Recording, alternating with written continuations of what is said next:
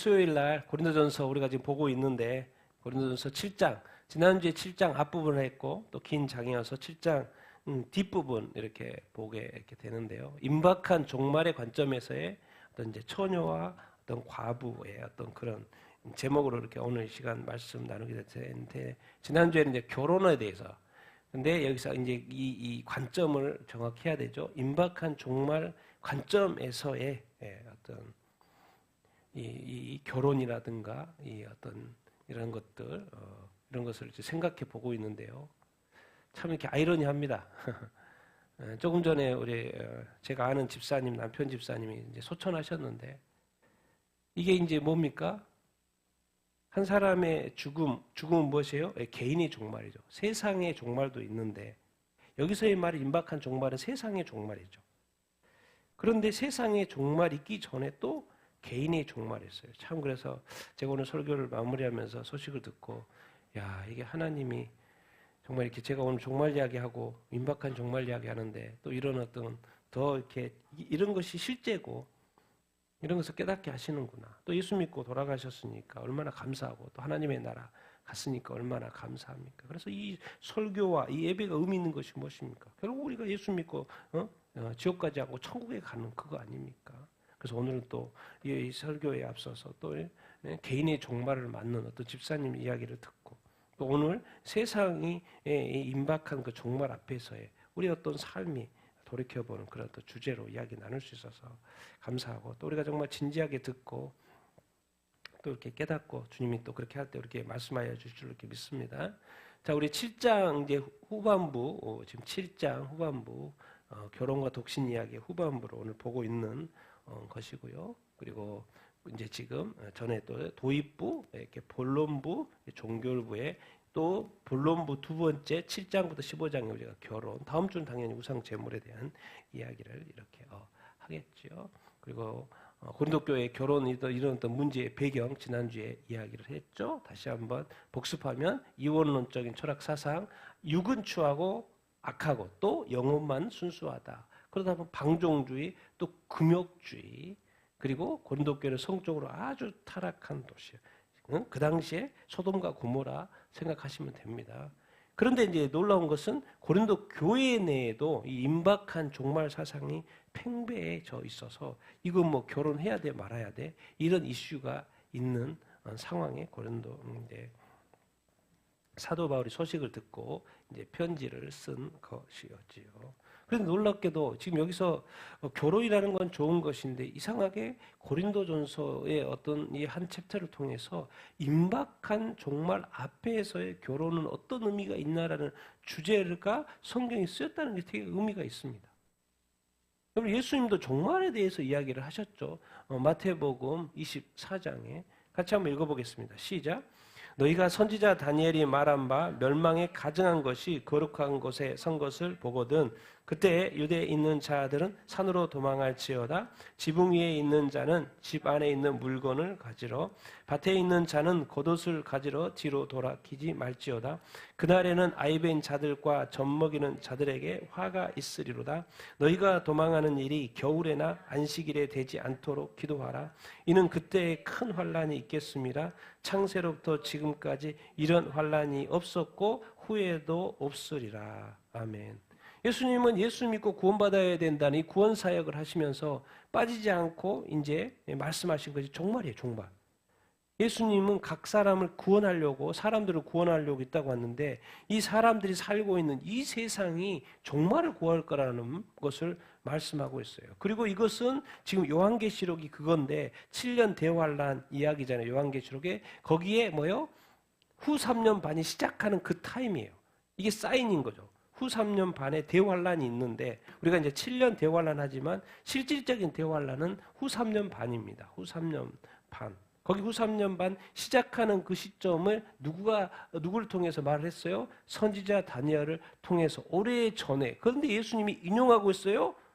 멸망에 가증한 것이 우상이죠, 우상. 우리가 이제 보통 이제 적그리스도 짐승 우상. 그 우상이 거룩한 것은 당연히 성전. 예루살렘의 성전, 그래서 예루살렘의 성전이 세워진다는 이야기고, 멸망에 가증한 것이 거룩한 곳에 선 것, 거룩한 곳은 당연히 성전이니까 예루살렘에 있을 것이고, 그러니까 그것을 본 사람, 선 것을 보거든 그 본 사람은 누구겠어요? 그때 유대에 있는 사람들이겠죠.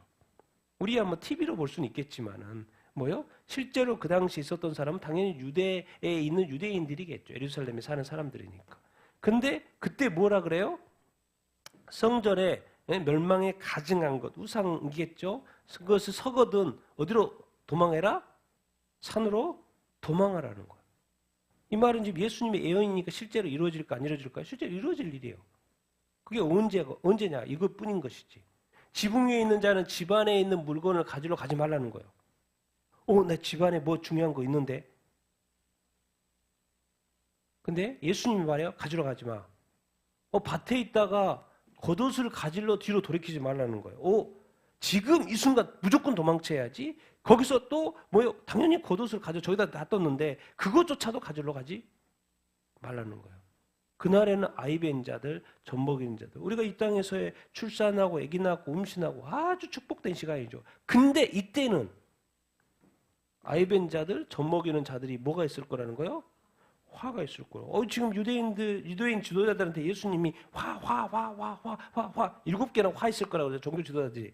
예? 제대로 인도를 안 하니까 그 백성들을. 그러니까 화가 있을 거다. 화가 있을 거다. 근데 지금 7년 대환란 앞에서 멸망에 가증한 이 타임에 서면은 이 지금 도망가야 되는데 지금 도망 타임인데 도망가기 힘든 여건에 있는 아이벤 임신한 사람이라든가 젖 먹이는 조그마한 아기를 데리고 있는 그 임산부에게는 화죠. 왜? 못 도망가니까. 왜 도망가야 돼요? 너희가 도망하는 일이 겨울에나 안식일에 되지 않도록. 안식일에는 1km 이상 못 보내잖아요. 유대인들은. 그게 왜? 불법이 되니까. 겨울이면 또 추우니까 어떻게 도망가요? 그렇게 기도하라는 거예요. 왜? 언제 올지 모르니까. 이때가 언제인지 모르니까. 근데 그때가 무슨 타임이냐? 뭐가 있겠으라는 거예요? 큰 환란. 큰 환란? 그게 무슨 환란인데요? 창세로부터 지금까지 이런 환란이 없었고 앞으로도 없을 정말 상상 초월의 큰 환란이기 때문에 멸망에 가져간 것이 성전에 딱 서는 그 순간 이제 돌아보지 말고 무조건 도와요. 집에 뭐 소중한 거 있고 뭐 다이아몬드가 있고 뭐 돈이 있고 통장이 있고 좋은 차가 있고 집에 뭐가 있다고 그래도 그때는 무조건 버리고 무조건 도망가야 된다. 왜? 심지어 이 축복받은 그래서 엊그제까지 아이벨 임신해서 축복해주고 아기 난 것을 커가는 것을 보고 축복해주고 그랬는데 이때가 되면 그것이 화가 될 거다. 왜? 못 도망가니까. 못 도망간다면 뭔 말이에요? 화를 당한다는 거죠. 이런 것이 있던 타임, 예수님도 이것이 실제 있을 일이고 7년 대환란은 너무나도 요한계시록에 자세히 이야기했고 특별히 또 전 3년 후 3반도 자세히 기록해놨잖아요. 거기에 후 3년 반 이야기예요. 예수님 그때 이런 일이 있을 거라니까 유대에 있는 사람들은 무조건 도망해야 된다. 미련 두지 말아라. 뒤돌아보지 말아라. 무조건 달려라. 왜?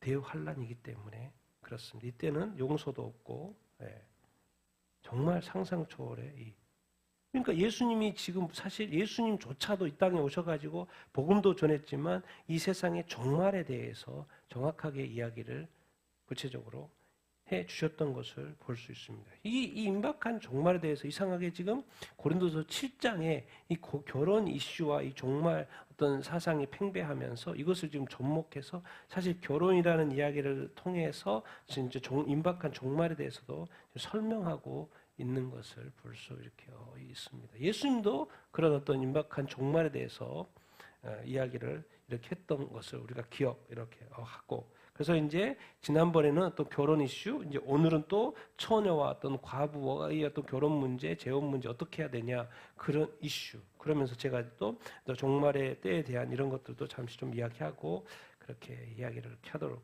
이렇게 하겠습니다. 자, 우리 25절 28절 읽겠습니다. 시작.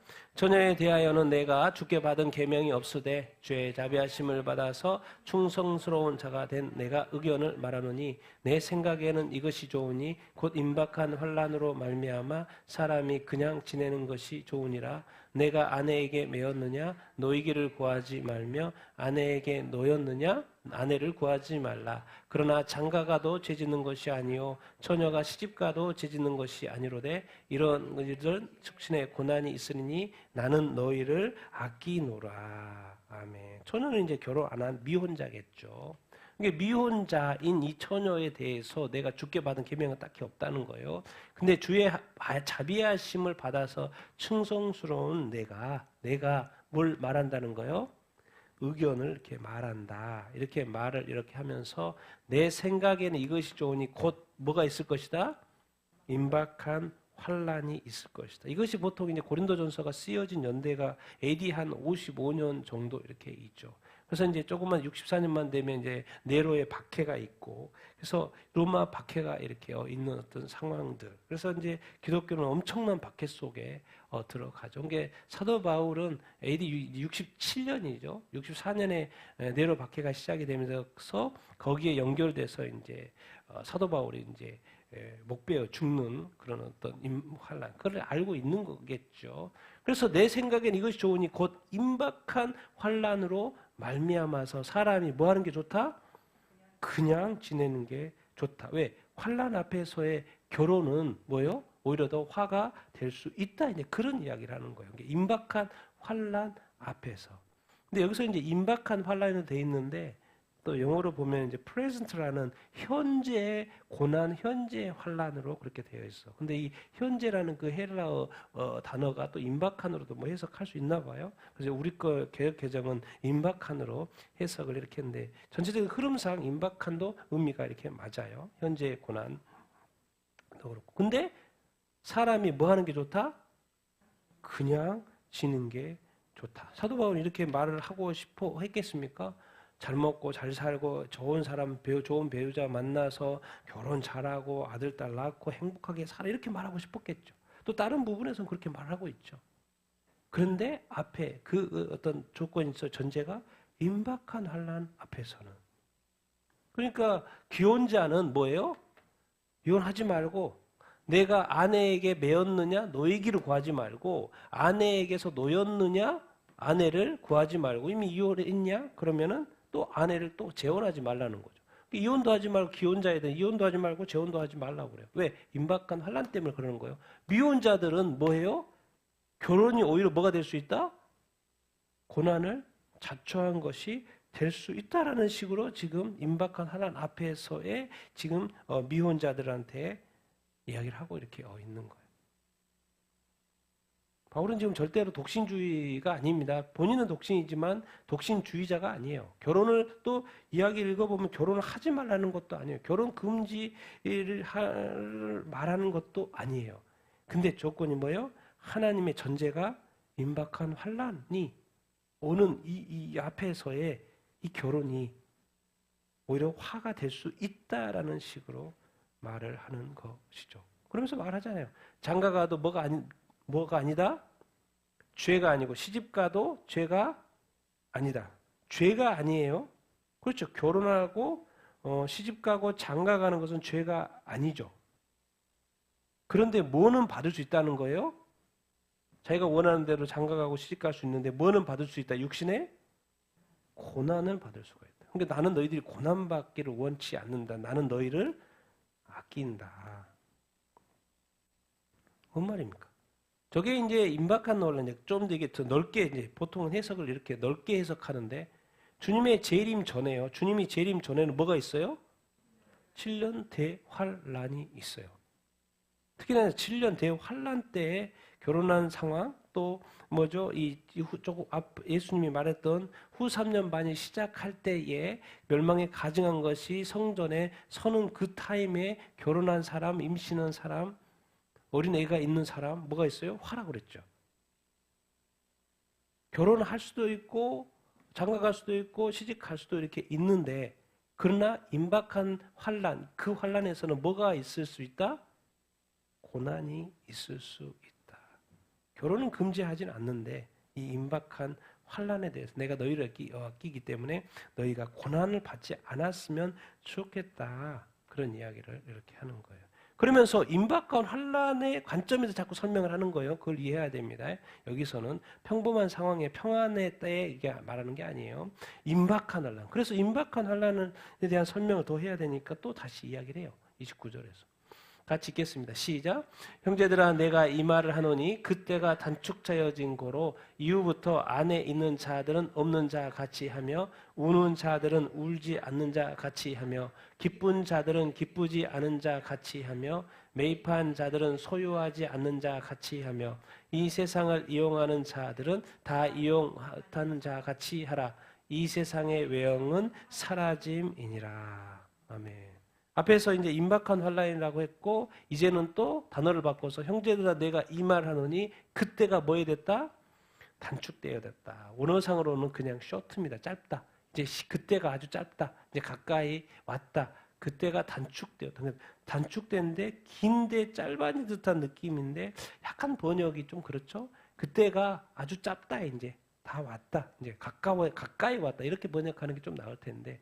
그래서 the time is short입니다. 영어로 보면. 그래서 그때가 단축되어진 거로 가까이 왔다. 그렇기 때문에 이제 이후부터는 그때가 왔으니까 그 환란이 왔으니까 그것이 로마 박해든 7년 대환란이든 그 박해가 가까이 왔다고 하면 어떻게 해야 되겠습니까? 그때가 뭔데요? 네. 로마서의 사도 바울은 또 이렇게도 말했죠. 같이 읽겠습니다. 시작. 또한 너희가 이 시기를 알거니와 자다가 깰 때가 벌써 되었으니 이는 이제 우리의 구원이 처음 믿을 때보다 가까웠음이라. 로마서에서 말하죠. 사도 바울이 우리의 구원이 처음 믿을 때보다 뭐 했다? 가까웠다. 맞죠? 시간이 지금 처음부터 쭉 사도 바울도 뭐예요? 예수님 이 땅에 오시고 복음이 전해져서 계속해서 확장되어져 가고 있잖아요. 우리의 구원이 시간이 이 세상의 모든 민족의 복음이 전해지면 끝이 올 거다고 말을 했는데 이 세상의 모든 민족에게 지금 거의 복음이 다 전해졌잖아요. 가까이 왔죠. 2000년보다 지금 2000년이 지난 이 시점에 가까이 왔죠. 처음 믿을 때보다도 뭐요? 가까이 왔죠. 그때가 짧다 이제. 그로 이후부터는 어떻게 살아야 되냐. 자다가 깨야 된다. 벌써 자다가 깨야 된다. 이 시기를 아냐. 이후부터는 아내가 있는데 뭐같이 살아야 된다? 없는 자 같이. 아내가 있으면 아내하고 행복하게 살면 되지. 왜 또 없는 자 같이 살라고 그래? 아내가 있는데. 우는 자들은 뭐 하는 것 같이? 울지 않은 자가. 지금 너무 슬퍼요. 너무 나의 삶이 너무 어렵고 힘들고 지치고 뭐 별의별 일들이 일어나는 것에서 너무 슬퍼요. 눈물만 한없이 나요. 근데 사도 바울은 뭐라고 그러냐면 우는 자는 뭐 하는 것 같이 살으라고? 울지 말래. 울지 않는 자 같이.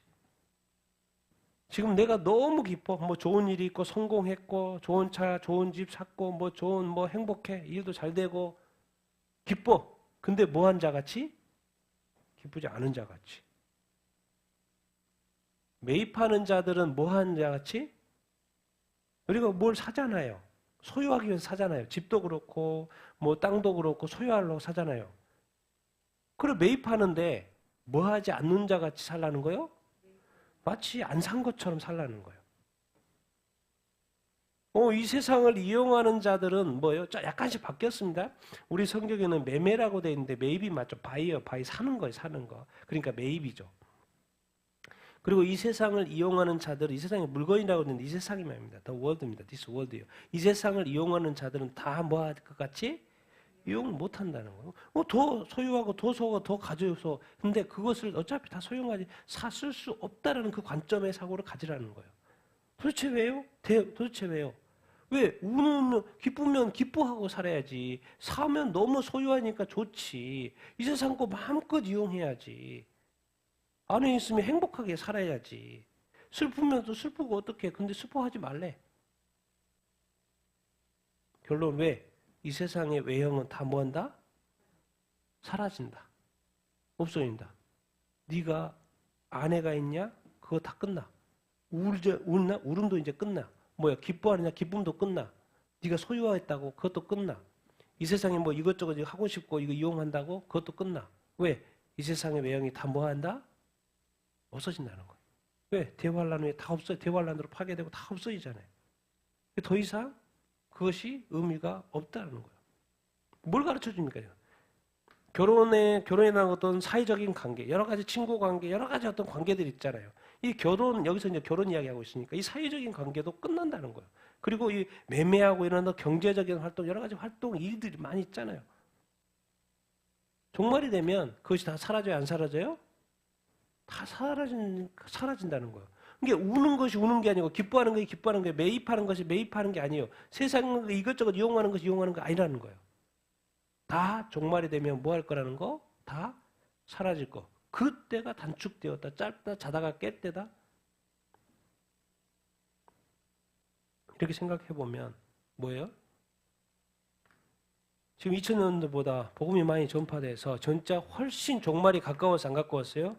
가까워서 놀랍게도 사도 바울은 지금 2000년 전에 AD 55년에 즉 고린도전서에 문제가 생겨가지고 말을 해요. 근데 그때 뭐라 그래요? 임박한 종말을 말하죠. 그때 임박한 종말은 임박한 환란은 뭐겠습니까? 그 당시로 보면 여기겠죠. 맞죠? 그 로마 박해겠죠. 조금 전에 조금 후에 이제 몇 년 후에 그죠? 예, 거의 한 10년 몇 년 후에 이제 시작이 돼 기독교에 대한 박해. 그런데 이제 더 크게 이제 확장하면 보통 이제 이걸 해석하는 학자들 해석하면 보통 어디까지 해석하냐면 이 대환란, 7년 대환란, 요한계시록 대환란 이야기예요. 그런데 이제 여기에서 이제 우리의 관점에서 보면 우리가 지금 사도 바울이 고린도전서를 쓴 2000년 이후에 우리가 살고 있잖아. 이것을 우리의 관점에서 이제 해석을 해보면 이미 2000년 전보다도 이 종말이 더 가까웠을까 안 가까웠을까요? 가까웠어요. 당연히 가까웠죠. 왜? 그리고 요즘에는 통계적으로 뭐예요? 모든 민족의 복음이 전파 거의 다 됐다고 통계가 나오니까. 그러니까 이제 이 본문을 통해서 우리가 이제 획득하고 깨달아는 것은 뭐냐면 세상 것에 대해서 지나치게 뭐 하지 말고 몰두하지 말고 또 뭐 하지 말고 집착하지 말라는 거예요. 정리할 건 깔끔하게 정리하라는 거예요. 세상 사람들은 이런 관점이 없기 때문에 더 기뻐하는 거면 더 기뻐하고 매입하려고 하면 더 소유하려고 하고 더 이용하려고 더 이용하려고 하고 이것도 해보고 저것도 해보고 다 하려고 하겠죠. 근데 우리 그리스도인들은 뭐요? 지나치게 몰두하거나 집착하지 말고 정리할 건 정리하고 깔끔하고 심플하고 그렇게 살라는 거예요. 뭐 앞이니까 다 때가 주님이 오실 때가 다 됐고 세상이 종말이 구할 때가 다 됐기 때문에 그렇다. 그런 것을 지금 우리에게 이 말씀 속에서 가르쳐주고 또 배우고 이렇게 있는 것이죠. 그러면은 이거 너무 막 종말을 강조하는 거 아니에요? 우리가 이렇게 생각을 할 수 이렇게 있겠죠. 그래서 이 말을 정확히 좀 더 이게 도대체 이 세상의 것을 하나님이 만드셨고 추구하게 하셨고 복을 주셔서 누리라고 이렇게 하셨는데 이것을 좀 더 이렇게 오해할까봐 또 이야기하죠. 구체적으로. 어디에 포인트를 둬야 되는지 같이 읽겠습니다. 시작. 너희가 염려 없기를 원하노라. 장가가지 않는 자는 주의 일을 염려하여 어찌하여야 주를 기쁘시게 할까 하되 장가간 자는 세상 일을 염려하여 어찌하여야 아내를 기쁘시게 할까 하여 마음이 갈라지며 시집가지 않은 자와 처녀는 주의 일을 염려하여 몸과 영을 다 거룩하게 하려 하되 시집간 자는 세상 일을 염려하여 어찌하여야 남편을 기쁘게 할까 하노라. 그래서 염려하지는 말고 지금 종말에 대해서 이렇게 강조하다 보니까 그렇다고 해서 이것저것 너무 염려할 것은 없고 근데 이제 사도 바울이 진정으로 이 처녀 또 이렇게 미혼자들에게 진정 하고 싶은 말이 뭐냐면 장가가지 않은 자는 뭘 염려한다는 거예요? 주의 일을, 주님 나라, 주님, 이 복음, 하나님 나라를 더 생각을 하게 된다는 거예요. 그러니까 항상 무엇을 생각해? 누구를 기쁘게 할까 생각하는 거예요? 주를 기쁘게 할까라고 생각을 자꾸 이렇게 하게 된다는 거예요. 근데 장가를 갔으면 이것도 이제 세상 일을 염려하라고 말했고 누구를 기쁘게 할까? 아내를 기쁘게 할까? 당연히 결혼을 했으면 서로를 기쁘게 하는 삶을 살아야지. 근데 이제 이 임박한 종말 앞에서의 이 결혼은 이게 아내가 있고 남편이 있으면 뭐가 갈라진다는 거예요? 마음이 갈라진다. 이렇게 표현을 하고 있어요. 왜? 주님 일도 신경을 써야 되고 또 어디까지도 세상 일, 또 아내도 남편도 신경을 써야 되니까 사실 하나에 집중을 하지 못하는 상황이 되는 것이죠. 시집가지 않은 자는 와 처녀는 또 무엇을 염려하여? 주의 일을 염려하여 어떻게 한다? 몸과 영을 다 뭐하게? 거룩하게. 주를 기쁘시게 하는 자, 우리 그리스도인은 예수를 믿고 뭐 결혼하고 또 결혼하지 않는 사람들은 다 어떠한 삶, 몸과 영을 다 어떻게 하는 삶을 살아야 돼요?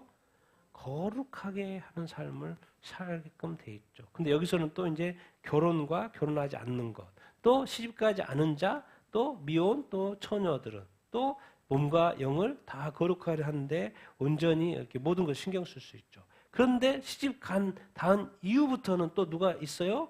항상 남편이 있죠. 그러니까 남편을 또 기쁘게 이렇게 해야 되고 또 같이 서로 사랑하면서 살아야 되는 이 상황. 근데 이거를 마음이 갈린다, 나누어진다라고 말을 이렇게 하고 이렇게 있어요. 무슨 염려 지금 염려 없기를 말하는데 무슨 염려? 하고 싶은 말 이런 거죠. 세상적인 염려도 있는데 어떤 염려가 있다는 거요?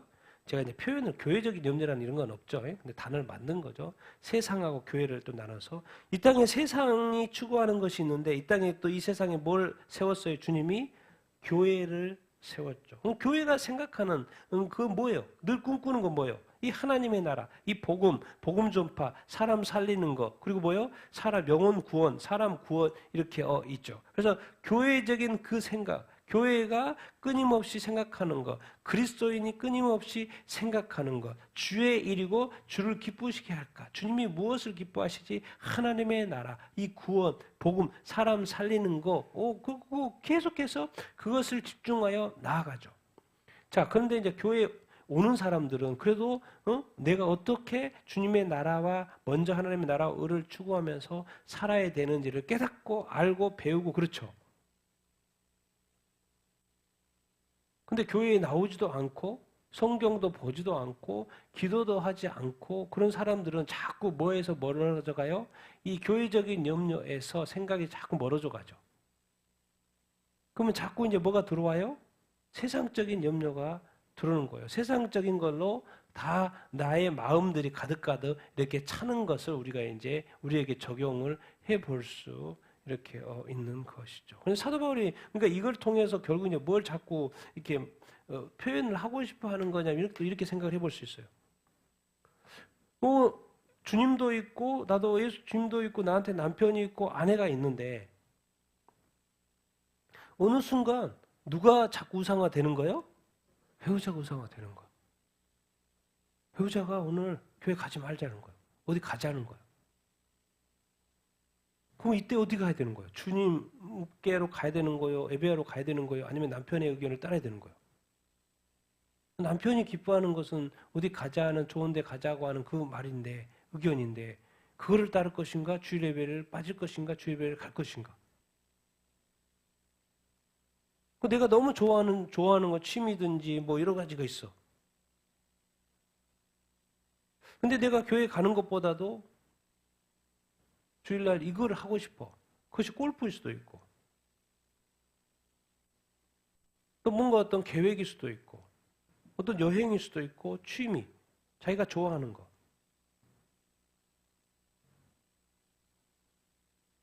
우리가 정말 이 땅에서 예수님 믿는 거에 대해서 먼저 하나님의 나라를 구하라. 이 세상에서는 타협할 게 있고 타협하지 말 게 있습니다. 나중에 해야 될 것이 있고 지금 해야 될 것들이 있어요. 이런 구분을 아주 잘해야 합니다. 여러분 우리가 예수 믿는 이 믿음의 이 삶 속에서 우리 주님을 예배를 기도를 말씀을 이 신앙을 믿음을요 우선순위에 첫 번째로 두지 않으면요 반드시 틀어집니다. 그리고 배우자의 의견이나 내가 좋아하는 것이 딱 생기면 그때부터 뭐가 생겨요? 마음이 갈려요. 고민하기 시작해요. 생각해요.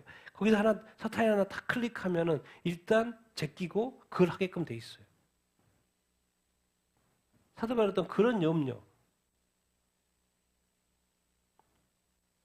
그래서 이거를 조금 더 이제 세상 일과 이제 주의 일이라고 이렇게 구분을 했는데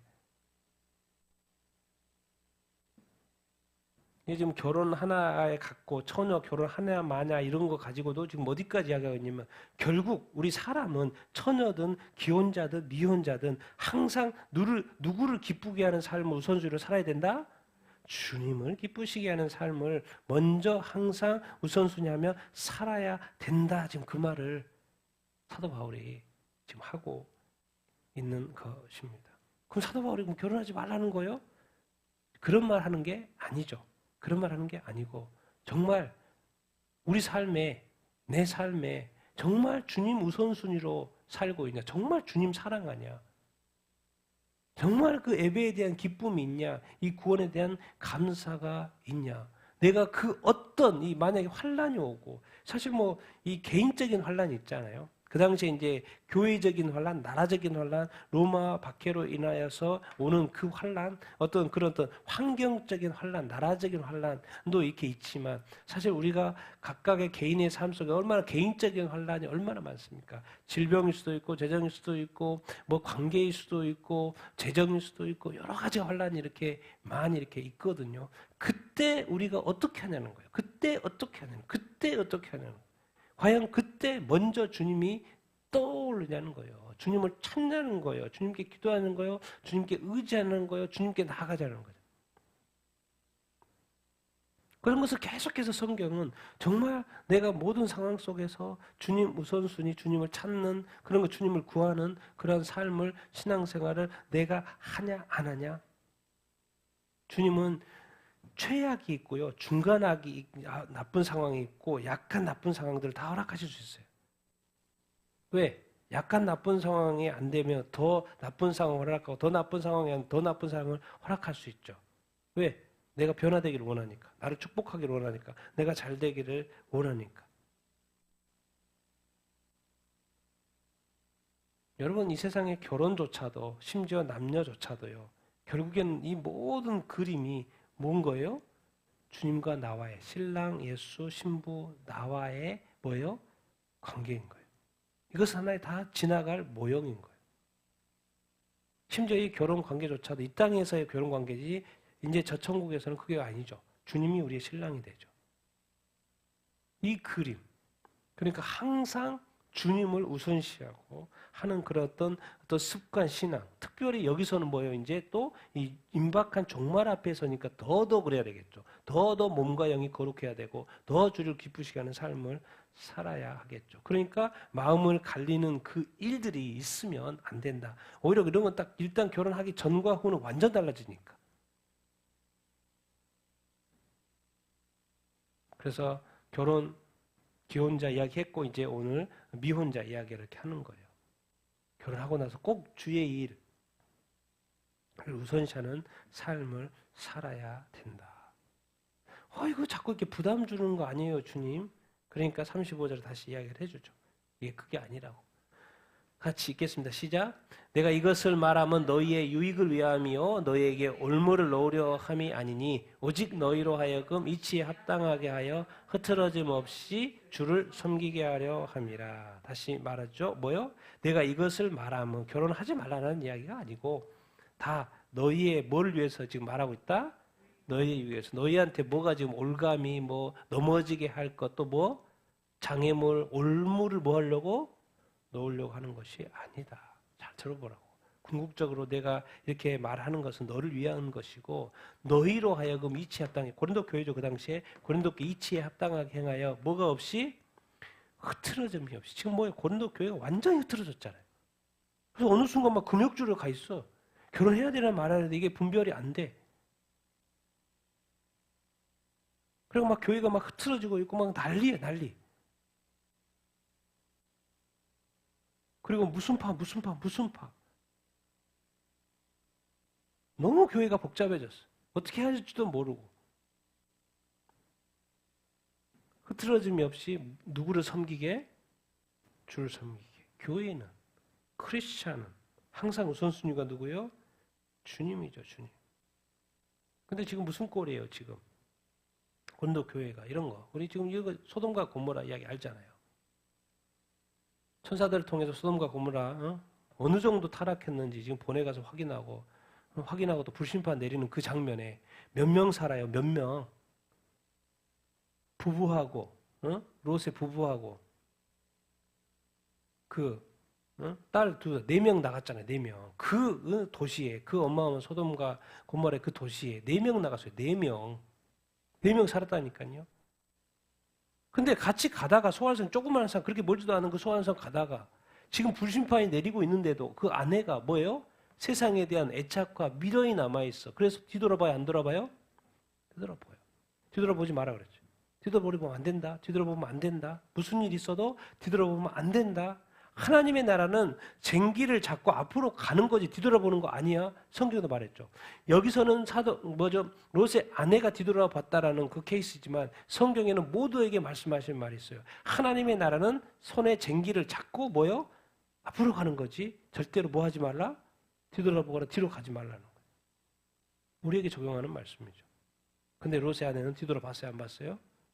뒤돌아봤어요. 뭐 때문에? 미련 때문에. 거기 신경 쓰지 마. 하나님이 거기는 멸망시킬 곳이야. 내가 멸망시키니까 멸망시킬 것에 대해서 관심 갖지 마.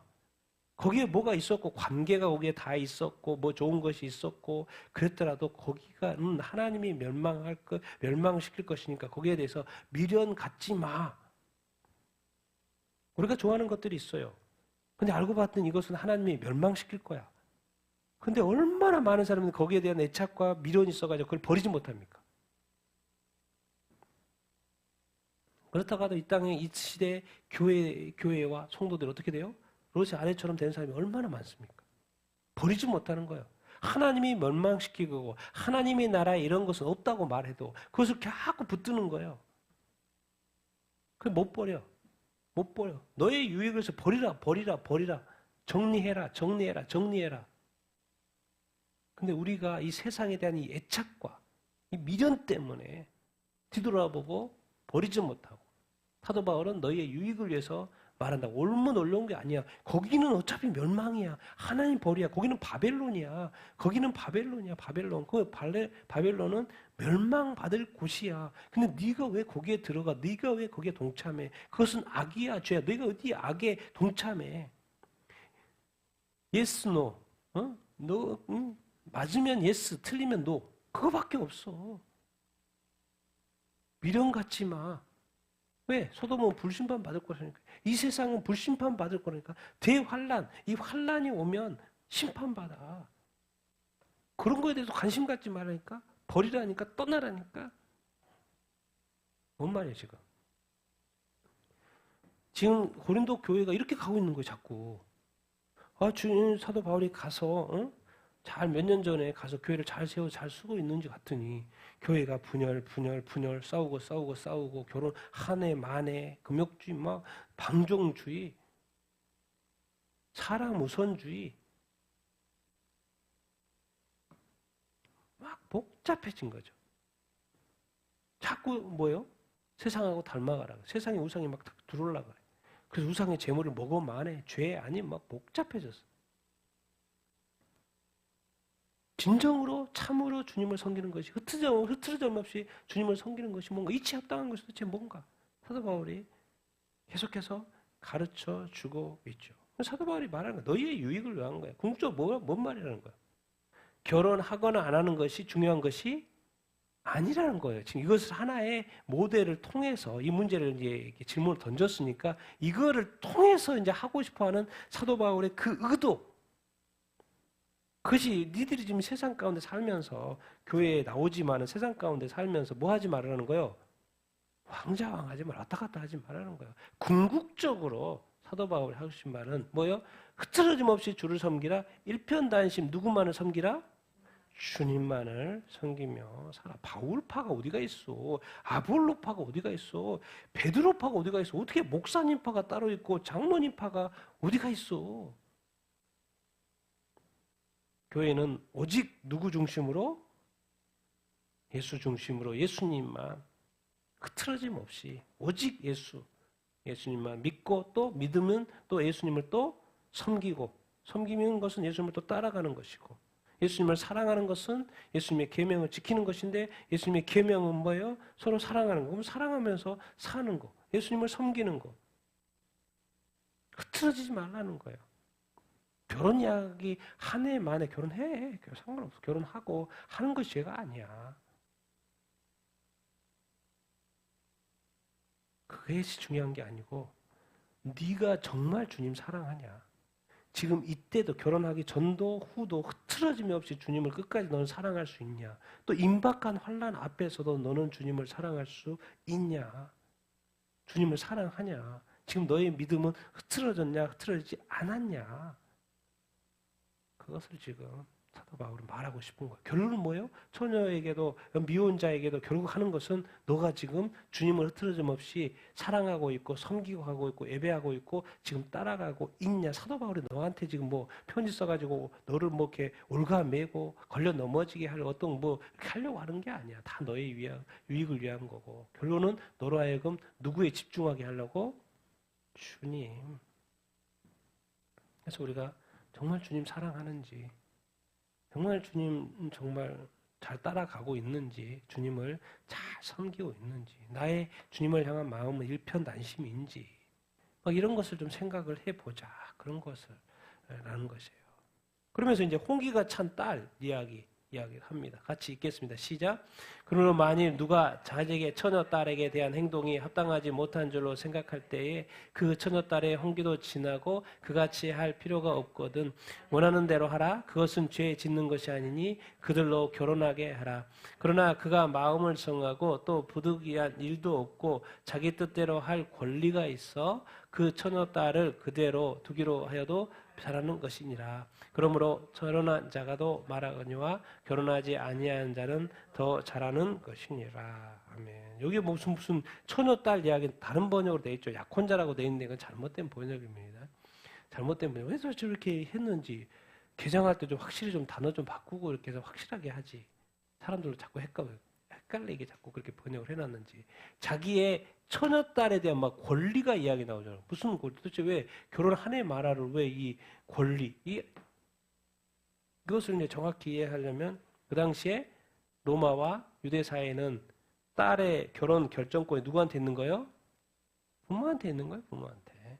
이 관점을 가지고 읽어야지 이게 뭔 말인지 이해되지. 전혀 이걸 모르고 읽으면 이게 도대체 처녀딸 결혼을 시켜 말어 막 이런 다 부모가 하는 거예요. 부모가 다 결정하는 거기 때문에.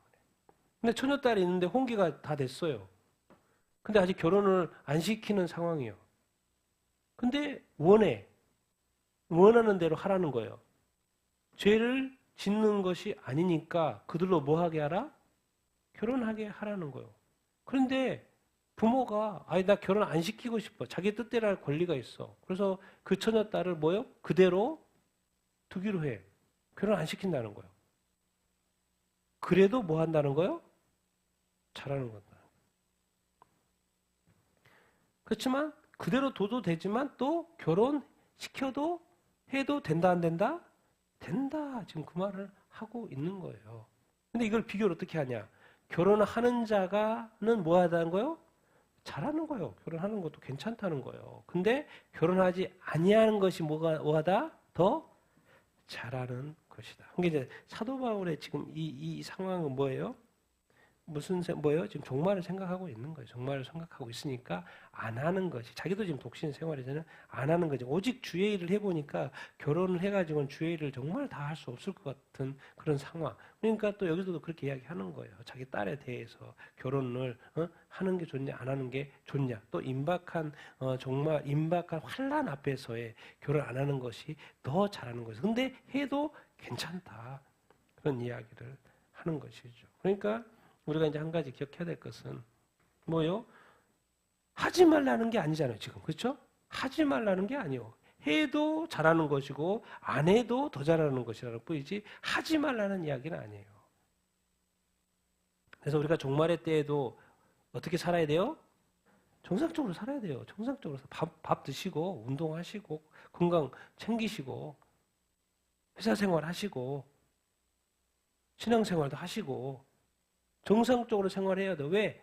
주님은 뭘 가르쳐주지 않았어요? 재림하실 때와 시기에 대해서 가르쳐줘요? 안 가르쳐줬어요? 가르쳐주지 않았어요. 그래서 주님은 계속해서 성경에 도둑같이 온다. 너희들은 알지 못해. 그러니까 결혼해도 되고 안 해도 되니까 근데 안 하는 것이 임박한 환란 앞에서는 더 잘하는 것인데 그렇다고 해서 하지 말라는 이야기가 아니라는 거예요. 정상적인 생활을 해야 한다 이야기를 지금 가르쳐 이렇게 지금 말을 하고 이렇게 있는 것이죠. 그러면서 한 번 더 이제 과부에 대해서도 이야기를 하죠. 39, 40 읽겠습니다. 시작. 아내는 그 남편이 살아있는 동안에 매어 있다가 남편이 죽으면 자유로워 자기 뜻대로 시작할 것이나 주 아래서만 할 것이니라. 그러나 내 뜻에는 그냥 지내는 것이 더욱 복이 있느니라. 나도 또한 하나님의 영으로 받은 줄로 생각하노라. 뭡니까? 아내가 지금 남편이 살아있다가 어떻게 됐어요? 죽었어요. 그럼 자유로워지죠. 그러니까 재혼을 할 수, 다시 시집갈 수 있죠. 자기가 원하는 대로 시집을 갈 수 있어요. 근데 반드시 조건 하나 걸어요. 사도 바울의 입장에서 말하는 거요. 이 과부는 남편하고 사별을 했으면 반드시 재혼할 때는 누구 안에서만 해야 된다? 주 안에서만 해야 된다. 사도 바울은 주님의 부르심을 받아서 복음을 전하는 자예요. 그래서 예수님이 전부예요. 모든 것을 다 버리고 오직 예수와 구원이에요. 그런데 만약에 결혼을 했는데 결혼을 한 사람이 이렇게 예수 믿는 사람이었을 수도 있잖아요. 근데 어차피 죽었어. 사별을 했어. 근데 다시 재혼해야 될 상황이 발생했을 때 반드시 이것은 목숨 걸고 하는 말이에요. 누구 안에서만 해야 된다? 주 안에서만. 예수 믿는 사람하고 해야 된다. 왜 그래요? 이 불신자와의 가치관 충돌이 있어요. 불신자는 항상 누구 중심으로 살라 그래요? 자기 중심으로. 근데 신자는 예수 믿는 사람은 누구 중심으로? 주님 중심으로 삼으라. 그러니까 아내가 나 오늘 주일이니까 교회 간다고 그러는데 남편이 뭐예요? 재혼한 남편이 교회 가지 말라고 그런 거예요. 근데 아내가 재혼하기 전에 그것까지 다 감수하고 한 거예요. 그럼 뭐예요? 그 고난을 자기가 감당해야 되는 거죠. 그런데 사도 바울은 애초에 그렇게 하지 말라는 거예요. 분명히 그런 가치관, 자기의 행복만을 추구하는 그런 어떤 사람과 주님 중심으로 살려고 하는 그것을 반드시 충돌한다. 주 안에서만 해야 한다. 그래서 또 불신자들과 결혼해서 고통받는 어떤 이렇게 아내나 남편들이 얼마나 많습니까? 그건 자기 몫인 거죠. 또 이겨내야 되고. 근데 성경은 또 그렇게까지도 말하죠. 혹시 너를 통해서 남편이나 불신자 남편이나 불신자 아내를 구원할 수도 있지 않겠느냐. 그렇게까지도 말해요. 그런데 이런 어떤 사고는 정확히 알아야 된다는 거예요. 예수님 믿지 않는 사람하고 믿는 자의 가치관 자체가 완전히 틀리다는 거예요. 그리고 사도 바울은 어떻게까지 이야기하냐면 뭐예요? 내 뜻에는 과부하고 말하는 거예요. 뭐 하는 게 더 낫다? 그냥 지내는 거죠. 전혀 다른 말을 하죠. 지금 성경은 계속해서 축복, 번성 이렇게 하는데 여기서는 지금 계속해서 뭐예요? 그냥 지내. 결혼 이슈니까 7장은. 근데 어떻게까지 이야기해요? 또한 나도 누구의 영을 받은 줄로? 하나님의 영. 여기서 대문자니까 성령이죠. 성령의 인도함을 받는 줄로 한다. 여러분 이렇게 질문해 봅시다. 왜 이렇게까지 말씀하시나? 왜 사도 바울은 이렇게까지? 이렇게 좀 더 구체적으로 적용을 해봅시다. 좀 더 구체적으로. 자, 내 생애에 예수님이 재림하신다면 나는 주님 재림을 맞을 준비가 되었는가? 사도 바울이 결혼을 축복이고 하나님이 만드신 제도인 다 알아요. 근데 이 타임에서는 결혼한 사람도 있고 결혼하지 않는 사람도 그렇고 다 그냥 지내라고 말하는 거예요. 자, 그런 관점을 나한테 적용을 해보면 왜? 이제 환란도 환란이지만 주님이 환란이 있고 그 다음부터 주님이 재림이니까 그것을 나한테 적용해보면 그러면 자, 내 생애에 예수님이 재림한다면 나는 주님을 맞을 준비가 되어 있는가? 이것을 좀 더 구체적으로 생각을 해야 된다는 거 우리가. 좀 더 구체적으로. 과연 나는 준비되어 있나? 여러분 어떤 것 같습니까? 요즘 시대에 전 세계 목사님 그럽니다. 아마 우리 나이 드신 목사님도 심지어 이야기해요. 이 시대에는 응? 우리 시대에 주님이 다시 오신 걸 볼 수 있을 것 같다고. 그러니까 또 이건 좀 더 구체적인 질문이에요. 사도 바울이 지금 그때 대환란이에요. 그때 환란, 임박한 환란은 로마가 있겠지만 좀 더 확장해서 지금 7년 대환란을 우리가 눈앞에 둔 상황에서 내 생에 예수님이 재림하신 것을 볼 수 있을 확률이 높아진 이때에 과연 주님 다시 오심에 대해서 나는 준비되어 있나? 거룩하고 정결하고 깨끗하게 신부로 지금 준비되어 있나? 정말 세상의 것을 정리하고 그것도 죄와 악과 더러운 것과 이런 것들을 멀리하면서 살고 있나? 우리가 좀 더 구체적으로 생각해 볼 필요가 있어요. 이런 질문을 생각해 볼 필요가 있고 나는 스스로 답해 봐야 돼요. 적어 봐야 돼요. 나는 준비됐다 안 됐다 그러죠. 질문을 준비됐습니까 안 됐습니까 물어보면 나는 됐다 또 안 됐다 yes or no 대답이 나오죠. 그렇게 해봐야죠. 듣고만 끝나면 안 되죠. 여러분 어떤 것 같습니까? 주님이 재림하실 때가 가까이 왔는데 준비되셨습니까? 준비되셨습니까? 정말 주 안에서만 살고 있습니까? 주님만을 위해 살고 있습니까? 여러분 주님과 가까이 하여 지내고 있습니까? 주님과 친근합니까? 아니면 주님을 와도 누구세요? 이렇게 말하는 삶을 살고 있습니까? 주님 왔는데 누구세요? 누구세요? 한 사람이 뭐예요? 2000년 전에 예수님을 죽인 십자가 못 박은 사람. 이 시대의 교회도 누구세요? 이 시대의 성도도 누구세요? 주님 다시 오셨는데 다시 오심에 대해서 준비 하나도 안 하고 있고 다시 오신 주님에 대한 사모함도 없고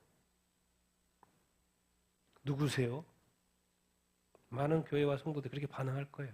누구세요? 갑자기 온다고 말씀했잖아요. 재림도. 누구세요? 그럴 것입니까? 아니면 나는 정말 주님을 사모하고 그 성경에는 주님을 맞이할 준비를 이에 대한 어떤 태도 이런 게 있어요. 사모하고 있냐? 그 표현이 있어요. 마지막으로 말씀 좀 나누겠습니다. 같이 읽겠습니다. 시작.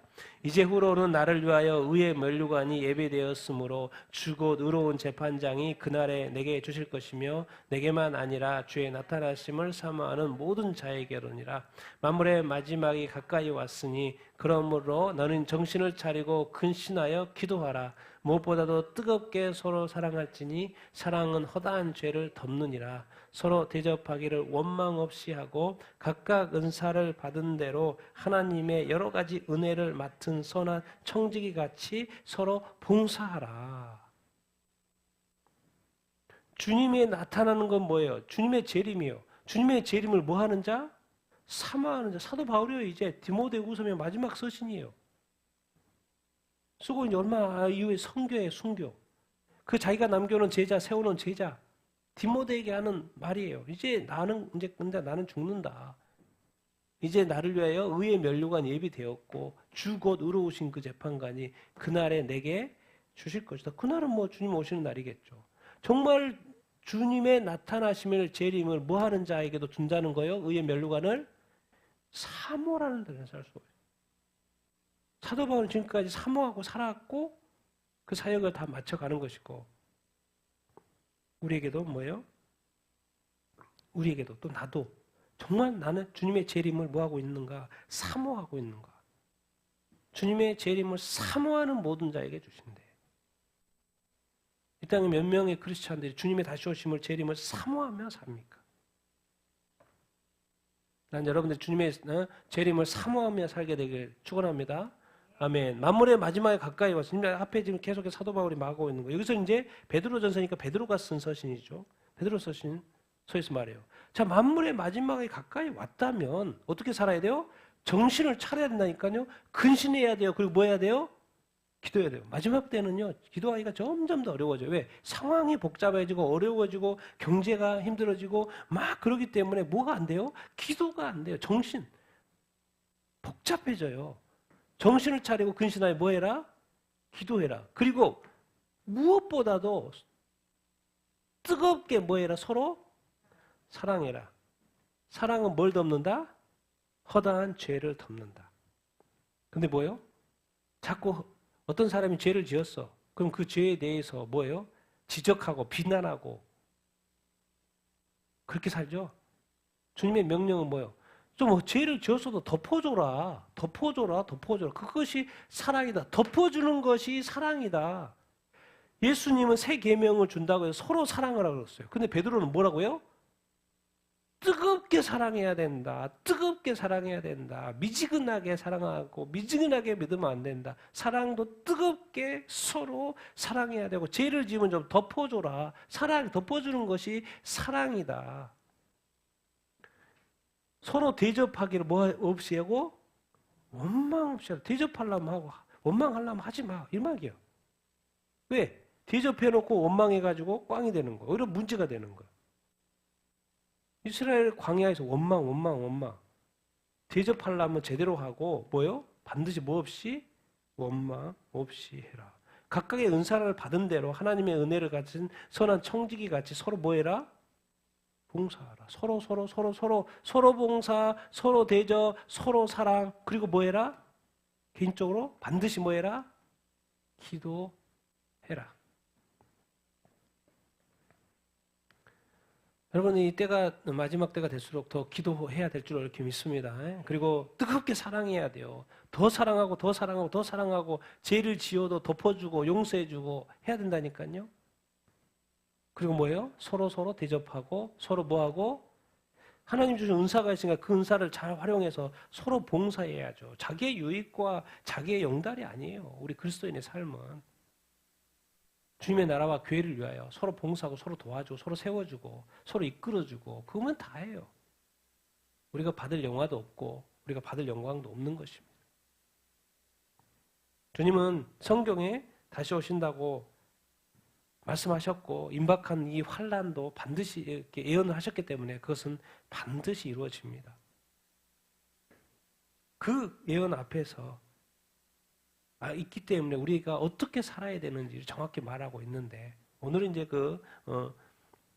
어떤 처녀와 어떤 과부에 대한 이야기지만 또 그것은 이제 그거는 뭐 2000년 이야기 고린도의 문제인 것이고 또 여러분 우리가 뭐 교훈을 얻지만은 또 우리 오늘 나에게 적용해 봤을 때 이런 모습 베드로가 말하는 이런 모습이 있어야 된다는 거예요. 디모데에게 말하는 사도 바울이 재림을 사모하면서 살아야 된다는 거예요. 그래야지 더 주님을 더 죄를 더 안 지키고 멀리시하고 거룩하고 정결한 삶을 살 수 있을 거 아니겠습니까? 그래서 재림을 사모하라는 거예요. 그래야지만이 더 우리가 제대로 살 수 있기 때문에 그렇습니다. 난 여러분들 그렇게 재림을 사모하면서 주님 앞에서 거룩하고 정결한 그런 삶을 살 수 있게 되기를 예수님의 이름으로 축원드립니다. 그리고 기도하며 사세요. 서로 사랑하며 사십시오. 서로 대접하며 서로 봉사하며 사시게 되기를 예수님의 이름으로 축원드립니다.